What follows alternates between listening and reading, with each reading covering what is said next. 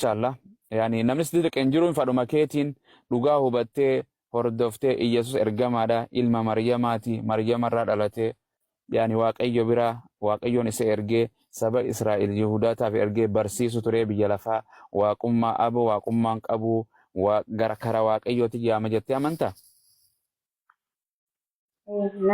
Tole maashaallah ayyee quba kee tokko calqabadhu inshallah waan hojiirra jirtuuf waan mana namaa jirtuuf biyyaan baa jirtuuf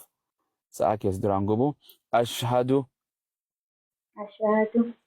an laa ilaaha إلا الله وأشهد أن محمدا عبده ورسوله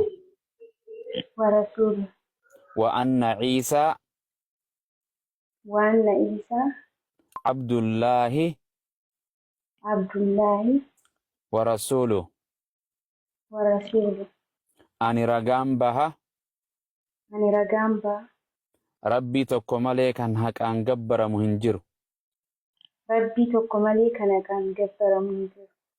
muhammadis garbicha isaatii fi ergamaa isaa ta'uu laphee kiyyaan dhugoomsee arraba kiyyaan dubbadheen jira Yesuus yookaan Iisaa ani ragaan baha garbicha rabbii fi ergamaa rabbii akka ta'e laphee kiyyaan dhugoomsee arraba kiyyaan dubbadheen jira inni ilma rabbiis miti rabbiis miti garbicha rabbii fi ergamaa rabbii kan saba Israa'el duwwaaf ergame ta'uu isaa hubadhee